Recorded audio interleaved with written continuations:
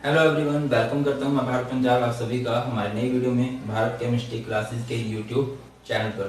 तो solution chapter की last video है आज। अगर कंसेप्ट वाइज देखी जाए तो आज हम लोग पढ़ने वाले हैं वैन टॉप फैक्टर के बारे में एंड एब्नॉर्मल मॉलिक्यूलर मास के बारे में, क्या इनका रिलेशन है एंड क्या रिलेशन है वैन टॉप फैक्टर का कोलिगेटिव प्रॉपर्टीज के साथ। कोलिगेटिव प्रॉपर्टीज सब कुछ हम पढ़ चुके हैं चैप्टर में, अगर नहीं पढ़ा आपने तो पढ़िए, बहुत फायदेमंद है आपके लिए। अब बात करते हैं कि ये क्या होता है। तो पहले स्टार्ट करते हैं हम एब्नॉर्मल मॉलिक्यूलर मास से।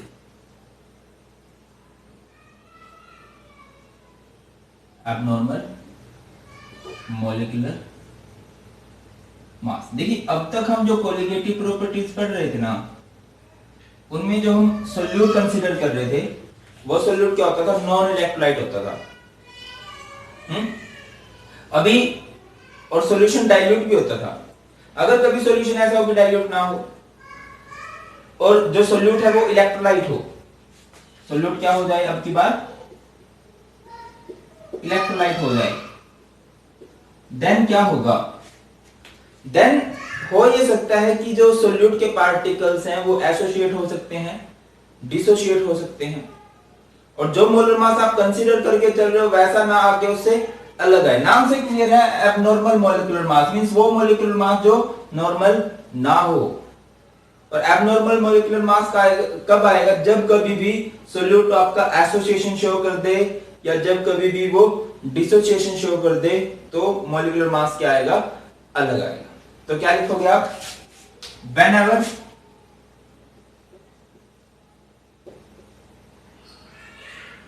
a solute undergoes association or dissociation,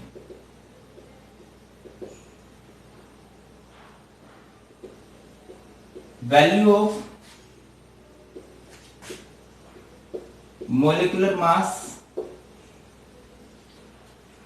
comes different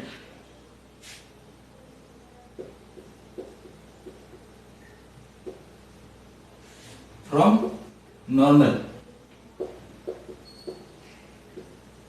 and this is known as abnormal molecular mass।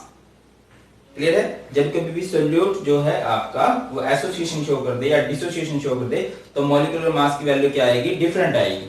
उसकी वजह से आपकी क्या आएगी, कोलिगेटिव प्रॉपर्टीज की वैल्यू भी डिफरेंट आएगी। एंड इसी को यहीं पे एक नए फैक्टर का जन्म हुआ, किसका, आई का। एंड आई को हम लोग क्या बोलते हैं, वैन टॉप फैक्टर। क्या बोलते हैं, वैन टॉप फैक्टर। बिल्कुल आसान है, सिंपल सा है, आपको ज्यादा मुश्किल लगेगा नहीं, सारा कुछ क्लियर हो जाएगा इस वीडियो के बाद में। क्या होता है भाई van't Hoff factor, van't Hoff factor है नॉर्मल molecular mass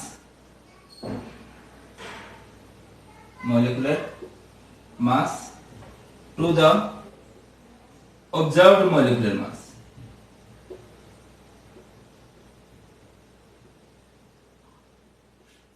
इसको आप ऐसे याद रखो, नो मोम। कैसे याद रखोगे आप इसे, नो मोम। NO, NO मतलब normal M molecular mass to the observed molecular mass, ऐसे आप इसको याद रख सकते हो। I की वैल्यू क्या, normal molecular mass to the observed molecular mass. अभी आपको पता है कि जो मॉलिक्यूलर कोलिगेटिव प्रॉपर्टीज होती है, कोई भी चाहे कोलिगेटिव प्रॉपर्टी हो, वो इनवर्सली प्रोपोर्शनल होती है किसके, मॉलिक्यूलर मास के। तो यहां से अगर मैं I का दूसरा फॉर्मूला कैलकुलेट करना चाह रहा हूं तो वो क्या हो जाएगा, observed colligative property, observed colligative property to the normal colligative property.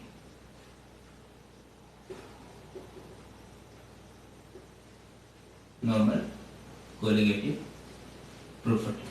या फिर सबसे आसान फॉर्मूला क्या रहेगा इस आई का, एक मिनट में देख लूं चल रही है कि नहीं वीडियो। हाँ, सबसे आसान फॉर्मूला क्या रहेगा भाई इसका?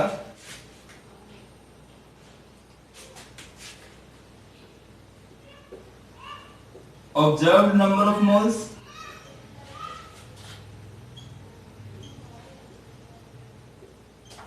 To the normal number of moles.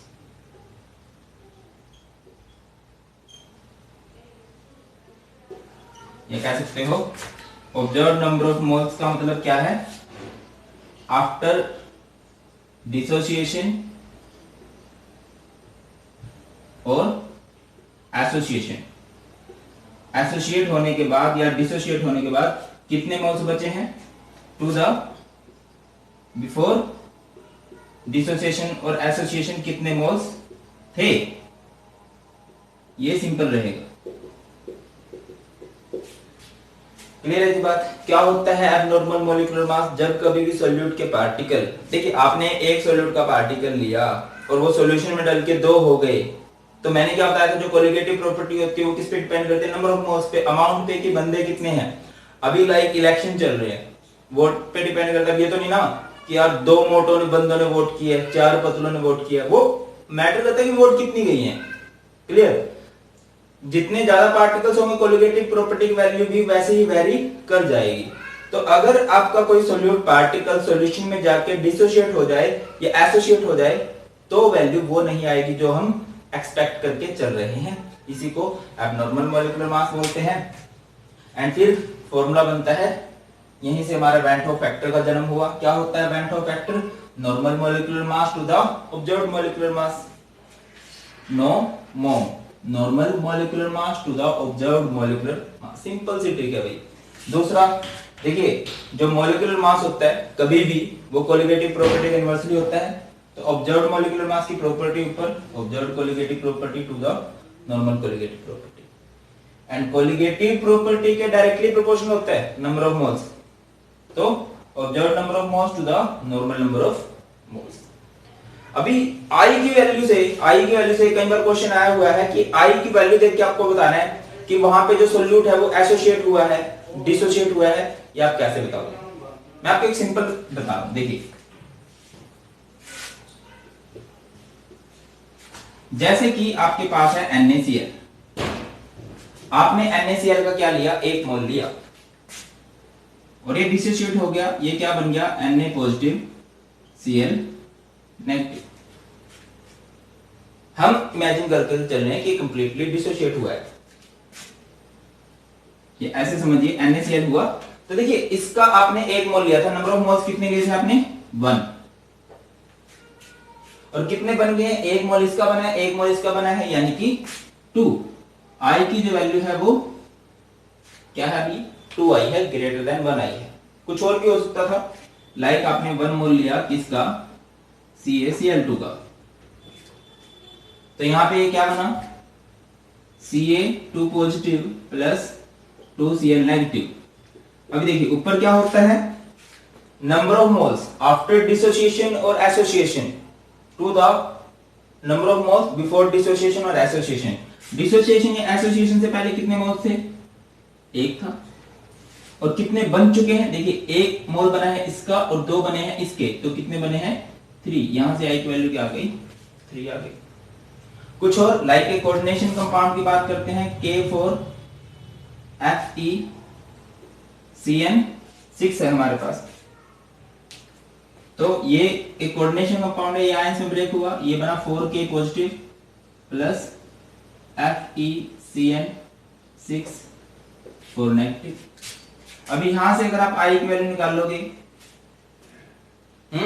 तो टोटल नंबर ऑफ मोल्स कितने लिए थे आपने? सारे का सारे एक ही मोल है, 1 मोल। फिर देखिए 4 इसके बने हैं, 1 इसका बना है, तो टोटल कितने बने हैं? 5। तो एक बात क्लियर हो रही है कि जब भी i की वैल्यू ग्रेटर देन 1 हो रही है, इट मींस वहां पे क्या हो रही है? डिसोसिएशन हो रही है। याद रखिएगा हमेशा, if i is greater than 1, वहां पे क्या हुई है? सोल्यूट ने डिसोसिएशन शो की है। क्या की है? डिसोसिएशन। दूसरा इमेजिन करते हैं, दूसरा केस कंसीडर करते हैं हम।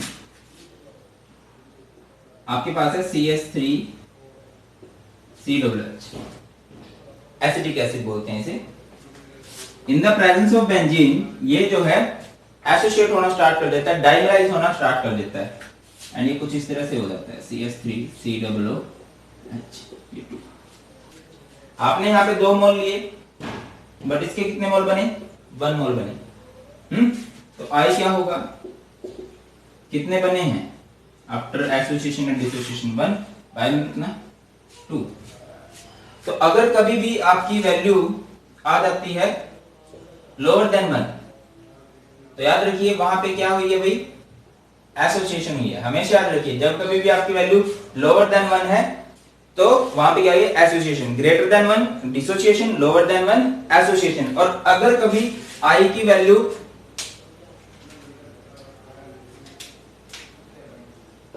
इक्वल्स टू 1 आ गई, मींस वहां पे ना तो कोई एसोसिएशन हुई है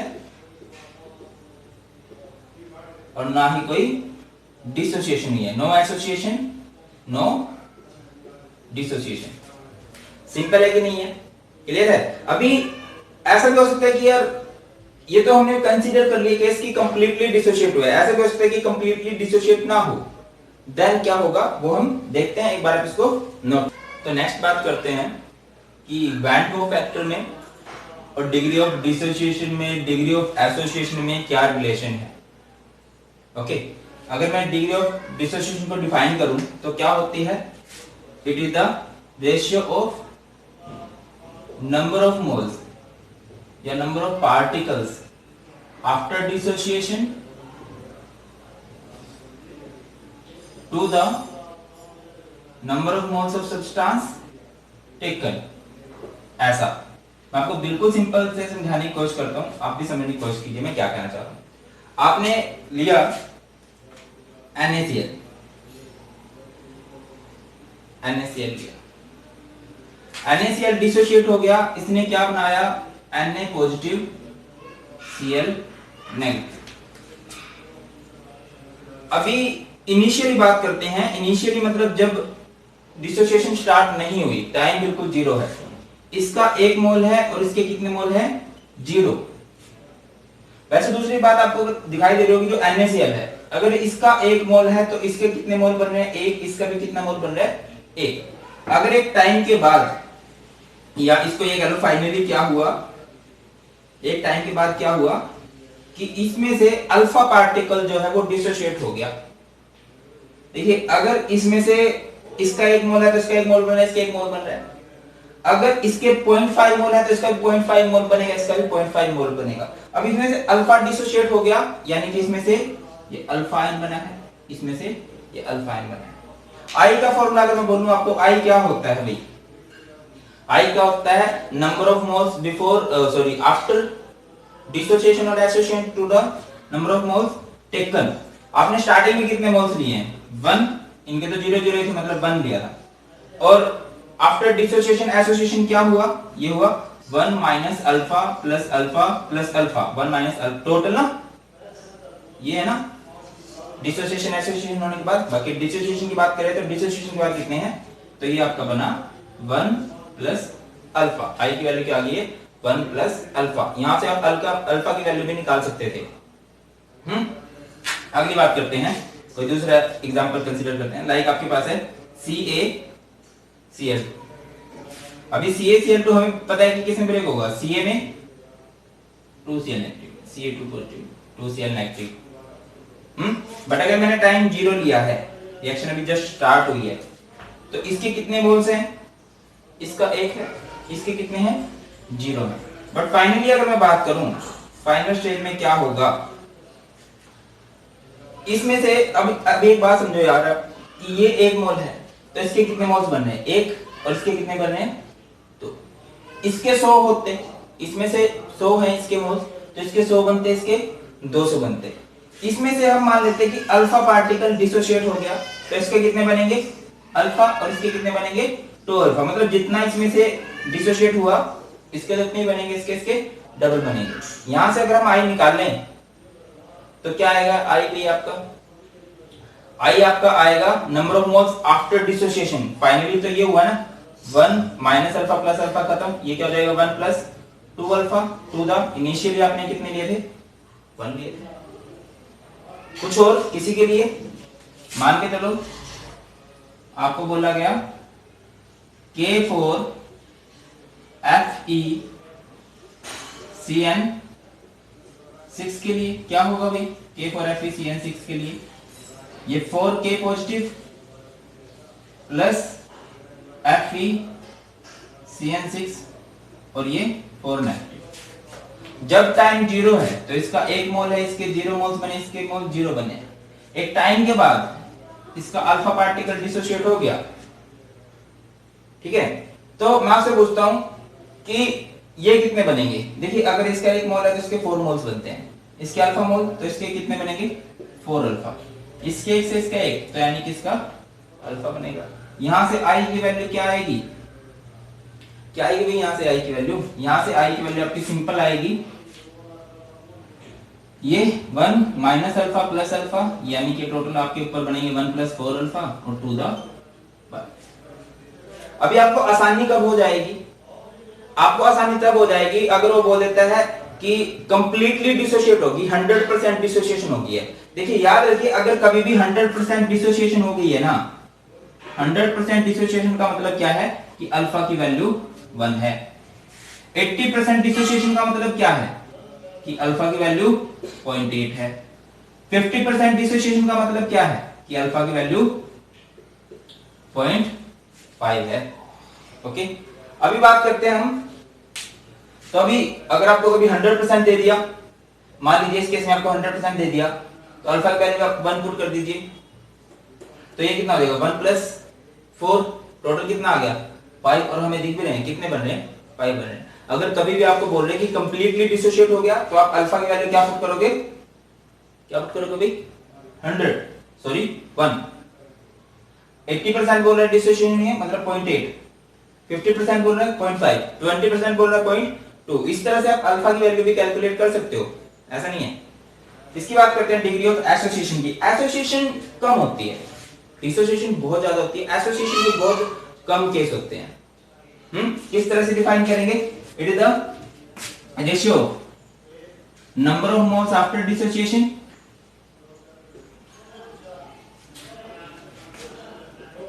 number of moles after dissociation to the total number of moles taken। कितने मोल्स आप लोगों ने लिए हैं स्टार्टिंग में। बेस्ट एग्जांपल है जो कार्बोक्सिलिक एसिड होता है CH3COOH एसिटिक एसिड, इसके आपने 2 मोल्स लिए, तो ये एसोसिएट हो गया, डाइमराइज हो गया, ये CH3COOH के फॉर्म में टूट गया। जब टाइम 0 है, जब टाइम 0 है तो क्या होता है। अच्छा एक बार यहां से कुछ रिएक्शन से क्लियर हो रहा है आपको। अगर इसके 2 हैं तो इसका 1 बनता है, अगर इसका 1 है टाइम 0 में तो अगर इसका 1 होगा तो इसके 1/2 बनेंगे। अगर टाइम 0 है, मान लीजिए हमने इसका सिर्फ 1 मोल लिया है, सिर्फ 1 मोल लिया है तो यहाँ पे 0। एक टाइम के बाद फाइनली क्या हुआ, ये थोड़ा कंफ्यूजिंग लगेगा आपको, समझने की कोशिश कीजिए, मैं दोबारा समझा दूंगा। मैं क्या कह रहा हूं, अगर आपने इसके 2 मोल्स लिए हैं तो इसका 1 मोल बनता है। अगर आप इसका 1 मोल लोगे तो 2 का 1 बन रहा है तो 1 का आधा, 100 का 50, 1000 का 500, ऐसे बनेगा ना भाई, जो भी है उसका हाफ बनेगा, ठीक है ना। 1 अभी 0 में, अभी अगर आपने टाइम 0 लिया है फिर तो कुछ हुआ ही नहीं, एसोसिएशन डिसोसिएशन स्टार्ट, तो अभी तो हम 1 मान के चल रहे हैं। एक टाइम के बाद क्या हुआ कि इसका अल्फा पार्टिकल डिसोशिएट हो गया, तो वहां पे कितने बनेंगे एसोसिएशन के बाद, जितना इसमें से हुआ है उसका हाफ, यानी कि अल्फा/2। तो यहां से अगर मैं आई की वैल्यू निकाल लूं तो आई क्या बनेगा भाई, बोलो आई क्या बनेगा।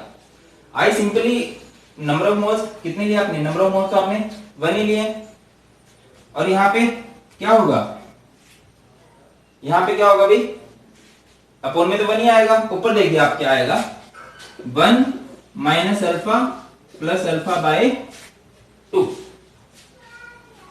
अगर आप अल्फा अल्फा को कर लो यहां से तो वैल्यूज निकल भी जाएंगी। ये क्या हो जाएगा आपका 1 माइनस 2 अल्फा प्लस अल्फा, यानी कि ये बना आपका माइनस का अल्फा बाय 2। ये तो हुआ डाइमराइज। ट्राइमराइज भी हो सकता है कि आपने एक कंसीडर कर लिया एग्जांपल ए, उसके 3 मोल्स लिए और वो क्या बन गया, A3 बन गया। समझिए, टाइम अगर 0 है तो इसके 1 मोल से इसके 0 मोल्स बने, एसोसिएट हो गए। और एक टाइम के बाद फाइनली अगर हम एक स्टेज पे पहुंचते हैं तो क्या होगा, बोलिए, ये 1 माइनस अल्फा, इसमें से अल्फा पार्टिकल एसोसिएट हो गए, तो यहाँ पे क्या बनेगा, यहाँ पे आपका बनेगा अल्फा बाय 3, क्योंकि जब इसके 3 मोल्स है इसका 1 मोल बनेगा, इसके 1 मोल है तो इसका 1 बाय 3 मोल बनेगा, इसके अल्फा डिसोसिएट हुए थे, एसोसिएट हुए तो इसके अल्फा बाय 3 मोल्स बनेंगे एसोसिएट होने के बाद। और अगर मैं यहाँ से आपको वेन टू फैक्टर निकालने को बोलूं, आई क्या होता है, 1 minus alpha plus alpha by 3 to the 1 ही आएगा वो तो। अब ये क्या बनेगा, 1 माइनस 3 अल्फा प्लस अल्फा, यानी कि आप इसको लिख सकते हो 1 माइनस 2 अल्फा बाय 3। क्लियर है कि नहीं क्लियर है? इस तरह से आप कर सकते हो। और अगर ये आपको बोल दे कि 100% डिसोसिएशन हो गई है, यहां से आप क्या कर दोगे, आई की वैल्यू 1 पुट करोगे, वही बड़ा केस है। अब एक बात और समझ लीजिए फाइनली कि कोलिगेटिव प्रॉपर्टीज पे क्या फर्क पड़ता है वेन टू फैक्टर का। जो डेल्टा टीबी है उसका फॉर्मूला होता है केवीएम, वो बन जाएगा आई केवीएम। जो ऑस्मोटिक प्रेशर है वो होता है आरटीएम, वो हो जाएगा आई आरटीएम। जो डेल्टा टीएफ है वो होता है केएफएम, बट उसकी वजह से क्या हो जाएगा, ये कैपिटल एम है, भी स्मॉल एम है, यहां पे आ जाएगा आई। जो रिलेटिव लोअरिंग में आपका प्रेशर है P nought A minus P A by P nought A, ये था एक्स बी, तो यहाँ पे क्या लग जाएगा, आई। बहुत सिंपल है। आप इस वीडियो को दोबारा देखिए, होमवर्क का लिंक मैंने डिस्क्रिप्शन में डाल दिया है, कमेंट में दे दिया है। होमवर्क कर लोगे तो सारे न्यूमेरिकल्स भी सारे के सारे आपके अच्छे से कवर हो जाएंगे। होप कि आपको वीडियो अच्छी लगी है, तो वीडियो को लाइक कीजिए, ऐसी और वीडियो के लिए चैनल को भी सब्सक्राइब कीजिएगा, सपोर्ट कीजिए full. Thank you so much, जय हिंद।